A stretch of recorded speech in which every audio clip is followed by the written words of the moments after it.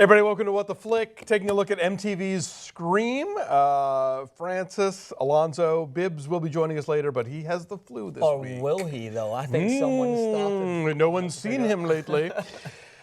Okay, so a lot of challenges, I think, in trying to turn this material into a TV show. One of which, of course, this being part of the Scream franchise, the show comes ahead and tells you in describing itself as a slasher TV series. Yes. In that, yes, you know, you have to kind of keep the victims piling up, and how do you stretch that out from week over week is going to be part of the problem here. And when I was actually we did the meet and greet with the cast, and I was talking to all them, and one of the main things they were talking about is how you overcome that obstacle, because we have seen the movie and we've seen it become tiresome. The first one was good because it was unique, I felt, and then they had a good balance of having a somewhat scary premise whilst actually being funny and making fun of themselves. And I asked the cast if this was going to stay true to it, and I think they did it pretty well. I think for a pilot episode, especially Noah, who I think was the standout character, he was narrating his way through it. He made it clear that this is going to be an interesting storyline. It's going to be an interesting investigation, because that's part of the fun of Scream, is to find out who did it. But at the same time, there'll be light humor, and they'll make fun of themselves, and they made it pretty relevant. So I think it's an okay pilot. Yeah, little side characters and relationships.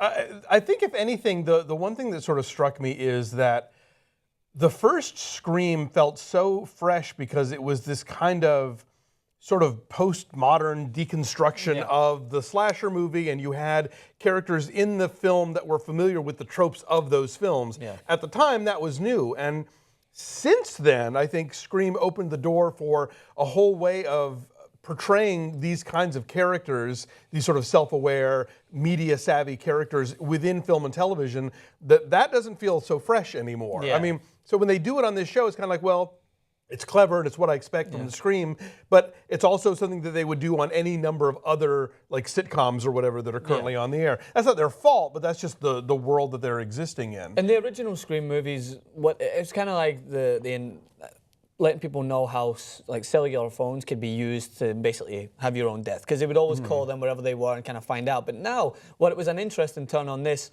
is that they started to actually utilize all the social media platforms that we know, like Snapchat. The first scene, spoiler alert, but the first scene when they actually kill one of the first characters is that he's Snapchatting her, which is like a brief video, those of you who know Snapchat, where like first minute he's behind her, then she goes outside and he's in the bushes. So it was an interesting concept to say that how obsessed we are with social media could make it very easy for a serial killer to basically find you and kill you. And I mean, and that's, I think, the major difference of this world than the first Scream movie is that we have the internet, we have all these devices and screens and whatever. I mean, really, the first 5 minutes, I kind of thought I was watching Unfriended again. Yeah, that's exactly what I But not in a bad way. I mean, I like Unfriended, and I like this too.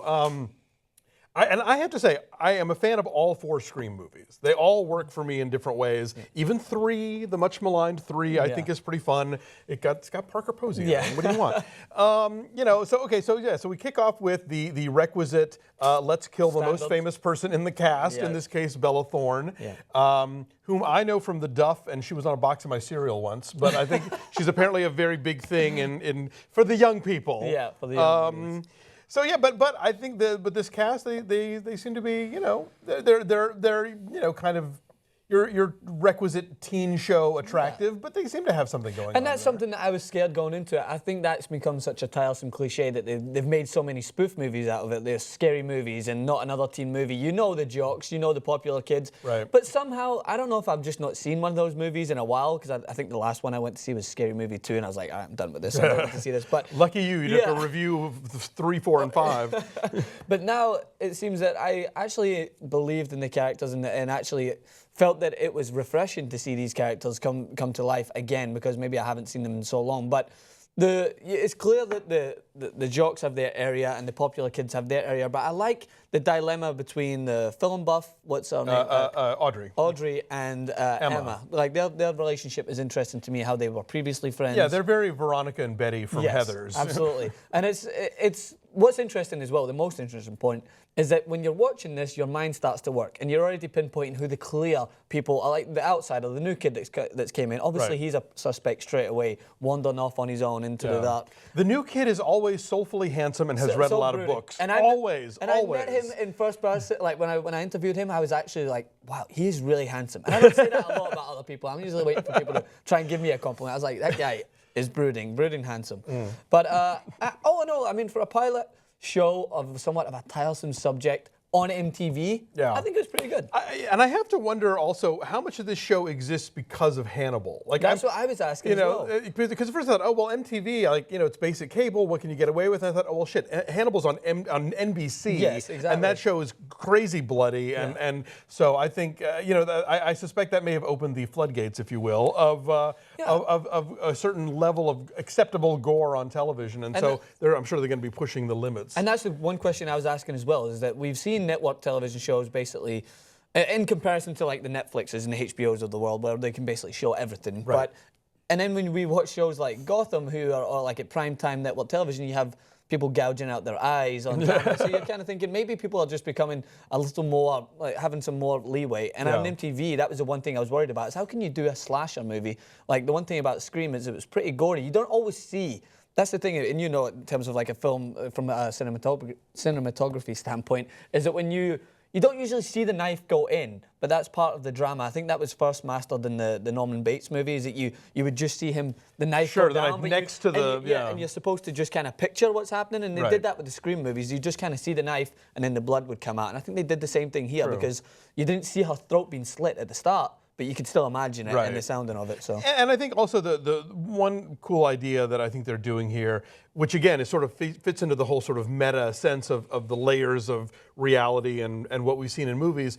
The show seems to be actively playing with our own memories of the franchise. Yes. So when Brooke goes to the garage, we immediately start thinking of Rose McGowan in the first movie, and then they completely subvert that. Yeah, so, they do a good job of like throwing in these slight humorous points of like, oh, this happened. And they have a very similar premise to the Scream movies, in which this has happened before and it's all going to come back again. And there's one main girl who's like Sydney in the original movies. Unfortunately, it's going to be Em in this one, or Emma. And her mum's got some secrets that she's the daughter of the final girl, basically. What Scream movie was it that took the direction from being like just a slasher creepy movie to like supernaturally creepy? Remember when Sydney would walk into the house? And I think it was the third one when they started to make a movie about the actual Scream movie. Yeah, and 3 is where they're making the movie. And she walked into the room, and suddenly her mum like would come back to her supernaturally, and like, I was like, this is freaky. Like this went from being a slasher movie to being creepy. I remember it. But it's similar storylines like that, similar framework. But I think I don't know. I think it's aimed at I think it's aimed at a younger audience as well, and I think that they know what they're going to try and achieve from it, and I think they'll do it pretty well. Like that, the MTV is basically from Teen Wolf, and it reminds me a little bit like Teen Wolf and sort of like Pretty Little Liars as well. I think that's the kind of audience they're heading for. Yeah, I think so. So I mean, it's one episode. It's early to tell, but I think they're on the right track so far. So we'll see where this goes. We'll see if Bibbs comes back. We'll try and find him. Come back and join us.